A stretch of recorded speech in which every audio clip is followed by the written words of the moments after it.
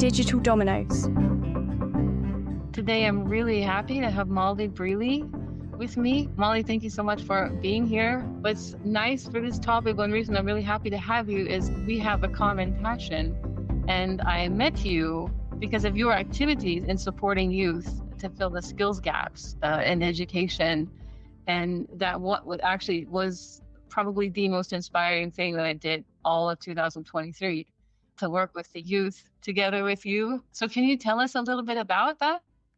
Yeah, thanks, Angie, and thanks so much for having me today. Really looking forward to our conversation. Yeah, so what you were just talking about there was FLOTa. So I founded FLOTa, Future Leaders of Tomorrow Amplified, with a co-founder, Freddie, a couple of years back. And it's all around the entrepreneurial and essential skills for the next gen specifically. And the vision is around empowering the next gen to realize their full potential by really amplifying and progressing their career outcomes and really preparing them for the future world of work and equipping them with entrepreneurial and life skills. So yeah, what we did last year was we designed and delivered a 2-day entrepreneurial workshop, and it was at UTC in Sheffield on the Olympic Legacy Park, and for their students, and basically established a community of resources, masterclasses, events. And during the 2 days, the students were set a challenge, which was a challenge given by the university locally. And they had to basically solve that and present it back in terms of their idea in a Dragon's Den style at the end. And it was amazing. Absolutely loved it. They got some really, really positive feedback. So it really sparked a lot of innovation during the 2-day event. There was a lot of meaningful conversations between the students and to really solve local challenges through technology, basically. The project, yeah, it was just a really, really great couple of days. And I think everyone really enjoyed it and got a lot out of it. So it was really, really great. Yeah, it was amazing. And to see, and actually, I've taken quite a bit of that to Data Girl, the whole Data Girl concept, because one thing that I noticed very strongly with this group, I was one of the mentors. I had maybe eight or 10. They were 15 or 16-year-olds. They were they were on a different planet, right, with technology. And I think people that are much older, like me, are used to, I mean, if something is new, you teach the youth to use it. But with technology, there's not much to teach because in a sense, they're already using it. So what you need to teach them is maybe missing skills around using it. Not to use it, you need to maybe tell them, stop for a moment and think about this and this. And it was really eye-opening for me. And that's why I said, okay, when I'm going to do this Data Girl, I need to do it in a way that they're teaching themselves as well, because they're probably going to know stuff that that I won't have any experience with. So yeah, it was truly inspirational. Just to kind of transition into the topic at hand that we're going to talk about. What have you noticed in the next gen about the isolation and lost connections working with them? Yeah, I think there was a few things. I think one thing I was really surprised at was considering all these students were in the same year group, a lot of them didn't know each other previously to the event, which I would have said at school, I would have known everybody in my year group. And I was really surprised by of the lack of connection they'd had between each other. And I think that was a massive thing, was sort of like that sort of human connections was a massive thing. The other thing was at the start of when they were sort of getting to know each other, and it was very awkward, and the conversations, and it was really great to be involved as a mentor to sort of see that unfold, because by the end of day 2 everyone was high-fiving. There was a real like atmosphere, like and team atmosphere in there, which was really amazing to see. But also I think the first thing that people went to was when thinking of the idea. So they thought of the idea and they just wanted to get on and go with it. So they put it into ChatGPT. This is what we're going to do. This is what we want. This is how we're going to solve it. Create us a PowerPoint deck. And so they sort of went on that process. And then we went and saw it and we were like, that's really not authentic to what we're thinking or how we want it to look.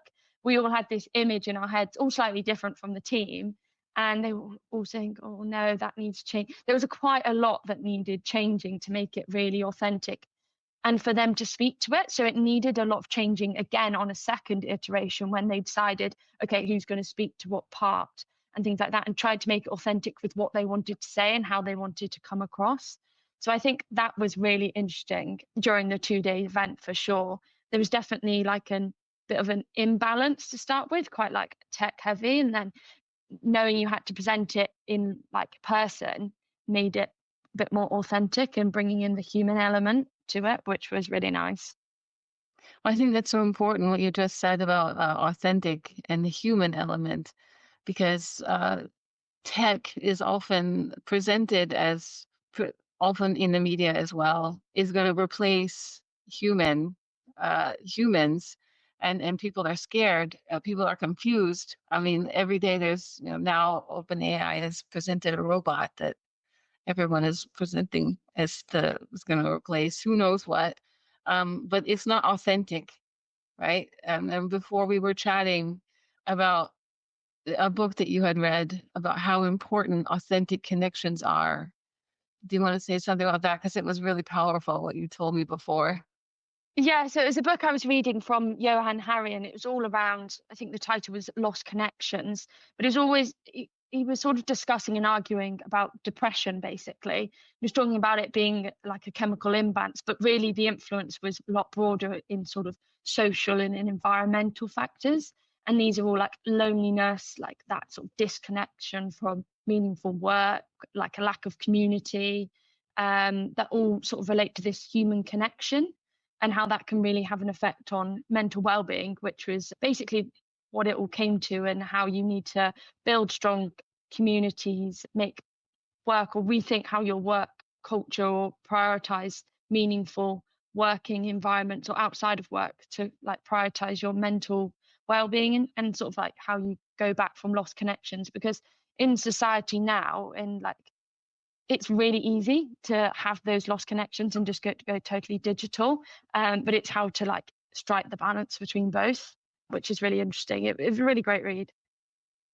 Thank you. What I always ask myself is, obviously I was pretty old by the time I had a first dumb phone, much the talk about smartphones, but the next gen, the younger generation, did they, in your experience, see digital connections as non-authentic, or the communities that are built there, do they feel the difference? Obviously it won't can be compared to someone who lived many years without it, but how do you feel that they see that in terms of potential replacement? Do they, or I not? think I think it's a an interesting one. I mean, definitely I saw it from going into the schools that prior there was like almost a lack of community, but from bringing those groups together, there was definitely a community by the end of it, and there was so much enjoyment that they got out of it.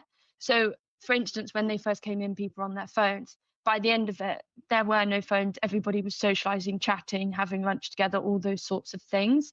So I think they all felt a difference. And then even that they had the confidence from that experience going into school and saying hi to other people that aren't in their sort of specific subject areas and things like that. So I think it has bolstered a like a confidence piece. But I think there's definitely a balance between both of them. And I think that's something that's quite overlooked, is that there's a lot of things around like how to use technology and things like that. And it's really important to use it safely. And I think there's a lot more that can be done around how to use the digital space, but in a safe manner.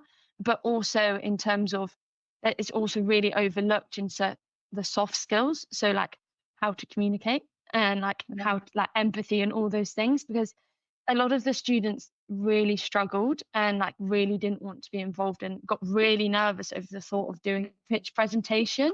And that's that sort of like in-person piece that I'd say there's a lot less confidence in, rather, and that's really like a life essential skill that I know a lot of the time it's considered a soft skill, but it is an essential skill. And I think that's really overlooked, personally. And I think they just don't, a lot of next gen don't have the confidence. So revert to, say, if they're applying for something, they'll revert to just putting an email in or a digital rather than picking up the phone or knocking on the door or seeing someone in person. I think it seems like a more natural approach to just send an email rather than to sort of have a conversation. That's true. That's a good point. The way that they just blossomed, as you said, in 2 days, every one of them, uh, you you saw these potential presidents of state really who were doing the present day. Really, it was amazing. Yeah. And actually, what was the most powerful was how simple it was. In a sense, in the simplicity of getting them together and talking things through, building, as you said before, an authentic community, working towards a common goal. And yeah, how do you think it kind of gets that way in terms of the educational system? Because the educational system obviously is not necessarily built for a generation that doesn't naturally communicate outside, personally communicate outside of school. Yeah, I think education is like a really crucial part that they play in this preparation piece.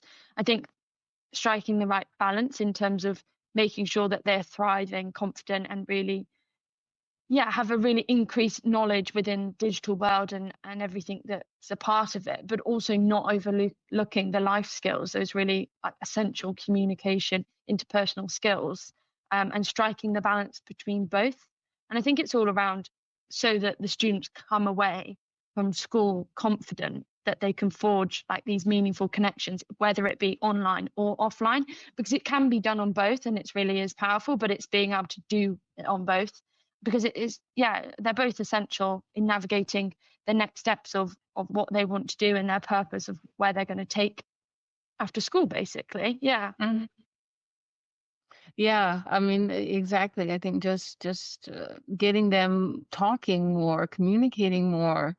Do you think that school should, teachers should try to build in different types of activities, considering kind of to counterbalance? Obviously, it's nothing against the teachers. I mean, the technology is moving so fast, even the tech experts can hardly keep up. What do you think teacher and parents, in your view, your experience, can do considering limited resources and energy to help reconnect the next gen? Yeah, I think like you say, there's the UTC school is quite unique because they do coursework. So there is points where they have to present and do collaboration with groups and things like that, which is really great. But the traditional school approach doesn't really allow for that sort of, it's very much aimed around the test and the schooling, and the tests aren't set, they're like personal tests that, you set your exams. They're not, you present to students or you use those soft skills as much. So I think it's really interesting. I think there's a lot that can be done. And I think the UTC do that really well in terms of when they set coursework and team projects and things like that, which is really great. I think the second thing that's quite interesting is I know I get a sense like that sense of community.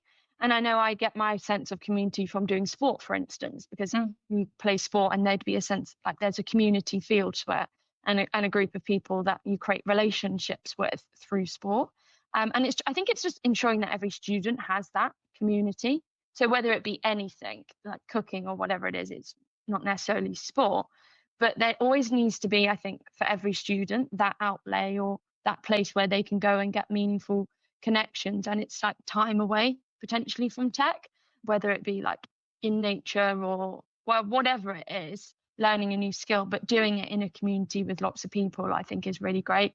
It comes a lot more naturally then in terms of building relationships because you're doing something you're all passionate around and it creates that Mhm. common bond or like purpose or drive that you can all sort of, yeah, it makes it so much easier to develop those relationships. And so I think there's a lot of things that can be done around that. And I'm also just so surprised that since you find at school is a community, how many students aren't aware of other people within their community? And so Mhm. how can you foster those together and bring different groups of people into different events like the 2-day workshop we did? It's bringing people from 3 different courses and having a mix of each, like people from each course, which was really nice in terms of like creating more relationships. So I think, yeah, there's quite a lot that can be done. It's just, yeah, navigating. It's going to be different for every student. You want to make I, sure that, yeah, it's the right yeah, fit for them and not too far out their comfort zone, but something they're going to enjoy and get something out of. I think that's an excellent point, actually, what you said about needing a community and a group that you belong to. It used to be back in the day that people said you have to do these like other activities, non-academic activities, so you can build your resume, you can make friends, you can build your personality. But I feel now it has a completely different weight because now, as you said before, it's actually a life skill. Like I don't know how a person can really prosper, even survive with the proper mental health in such a tech heavy world where there's so much, even the AI chatbots are starting to call the users back and connect to WhatsApp and do very worrying things. So yeah, I really think it's got a whole new weight now to keeping connected to the offline world and the world around them. Yeah, I definitely agree. I think, like you say, there's a whole new meaning to it. Seeing as so many people work remotely and from home and things like that, there's a whole new meaning in terms of using and doing the things that bring you joy and finding those things that are really good for your mental well-being that are mixed with the human interaction. I know that I have to make a real conscious effort to join clubs, to do different sports, to get out and meet people. Otherwise, I could just stay at home. And men, that's just not going to keep me happy. I must admit, I love going to be seeing people and things like that. So you have to make a real effort to go and do those things, but you know that in that how much you always come away happy that you've done it, if that makes sense. It's I really, really interesting because I think it's also not just next gen, but like a whole host of people that you get sort of stuck in your cycle. Um, but you need to make sure that you make time for those connections and people. And again, that can be done online as well, but there is a real need for also and a place for in-person yeah. interactions. I think online, one thing that I feel I was thinking about the other day is the competition is almost not fair because online is everything is personalized. Actually, it's not almost, it actually is unfair. Like everything is personalized. So it's gonna give you exactly what it thinks you like to keep you there. And the real world can't offer you that. Like but so it's really you have to take a step back and see what life is like when you don't have always everything you want put on a silver plate, so to speak. Yeah, so I think that's one really important reason to kind of like an only child that always gets what they want from their parents. Throw them into children's groups early so they oh yeah, I think that's really great. Thank you. Is there anything else you think, especially in terms of AI, as a kind of a final thought? Because you said they jumped right into ChatGPT and started using ChatGPT and also different social media. Do you have a feeling that there's some kind of nervousness there in the youth, like we've seen the older generations, or is it more that's just a part of life and that's it? Yeah, I think there was a real mix, if I'm honest. There was two students in particular that I'm thinking about in the group that jumped straight into tech and okay, let's get Chat GPT to do the PowerPoint and things like that. And then there was other students that wanted to think about the plan more, be a bit more strategic, and then put in really meaningful in terms of what they wanted out of the Chat GPT and to work with the Chat GPT as much as they wanted. And some people didn't touch it at all, which is quite interesting. So there was a real diverse mix. And I think that came from as well from the students because quarter of the students were tech students and a quarter were health and then a quarter was sport. And a lot of the sports students, because they're out there playing sport, it's a very in-person course and engagement that they were all really happy to chat and just discuss it and to were quite a lot of the time with the students that wanted to present.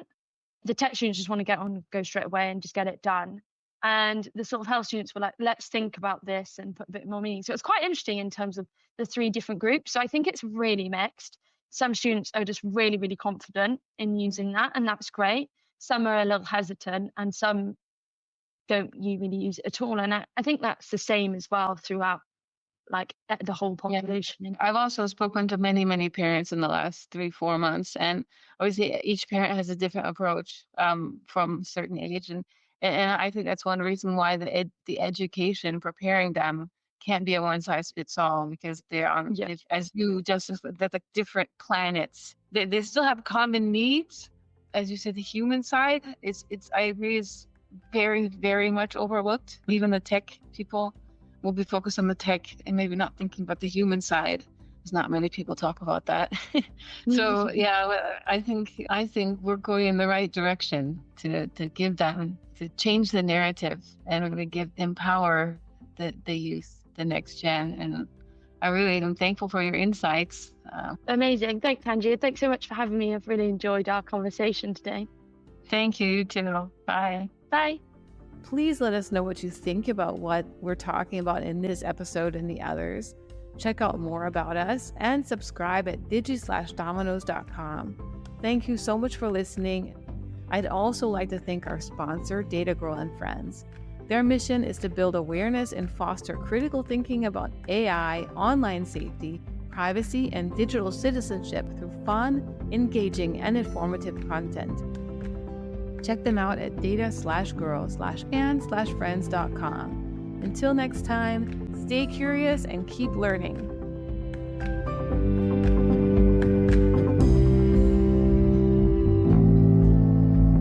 Digital Dominos.